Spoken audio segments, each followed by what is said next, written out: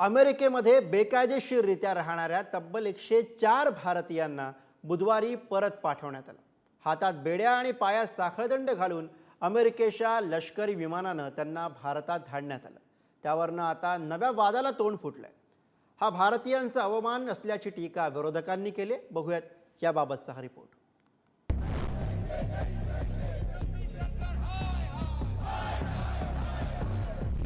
Donald Trump अमेरिकेत सत्तेत आल्यानंतर अमेरिकेमध्ये बेकायदेशीररित्या राहत असलेल्या नागरिकांवर संकट कोसळलंय।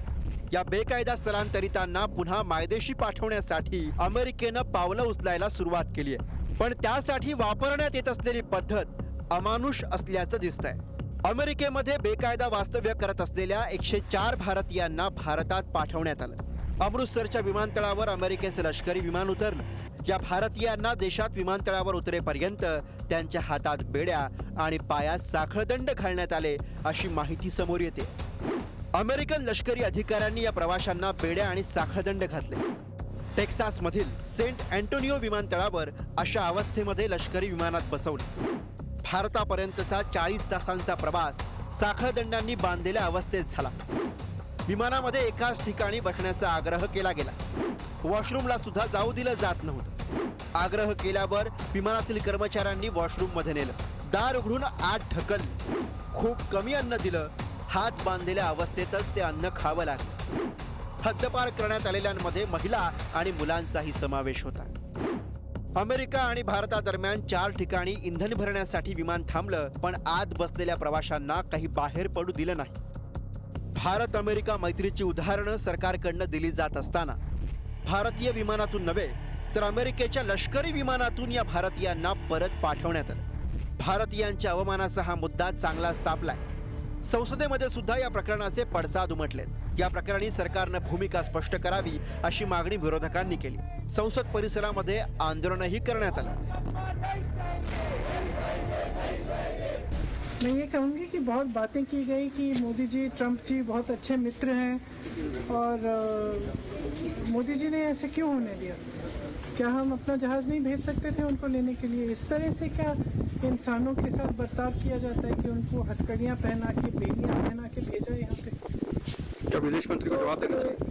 विदेश मंत्री उनको जवाब देना चाहिए, प्रधानमंत्री जी को जवाब देना चाहिए। ये कोई तरीका है क्या।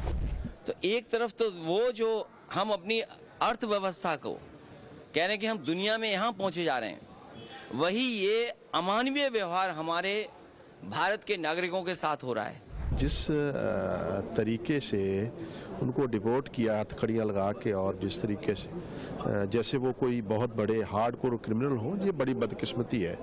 एक तरफ तो प्रधानमंत्री जी कहते हैं कि ट्रंप उनके सबसे अच्छे दोस्तों में से, और इस तरीके से भारतीयों के साथ जो वतीरा किया है ये दुखदाई है और इसको कंडेम किया है। तर विमान अमृतसरमध्ये का उतरवलं गेलं असा सवालही करण्यात येतोय।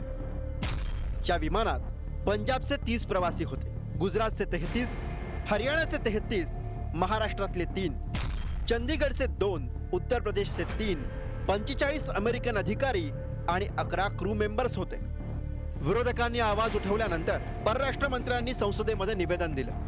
तर डिपोर्टेशनची ही प्रक्रिया नवीन नाही। स्टँडर्ड ऑपरेटिंग प्रोसिजर प्रमाणे बेकायदेशीर स्थलांतरितांना बेड्यांमध्ये आणण्यात येतं असं परराष्ट्र मंत्र्यांनी स्पष्ट केलं। अमेरिकेशी सातत्यानं सरकारची चर्चा सुरू असून परत पाठवण्यात येत असलेल्या भारतीयांशी दुर्वर्तन होऊ नये यासाठी सरकार प्रयत्नशील असल्याचं सुद्धा त्यांनी सांगितलं। There has been no change, I repeat, no change from past procedure for the flight undertaken by the US on 5 February 2025. Honorable Chairman, sir, we are, of course, engaging the US government to ensure that the returning deportees are not mistreated in any manner during the flight. अमेरिकेमध्ये जवळपास 7.25 लाख भारतीय बेकायदा राहत आहेत।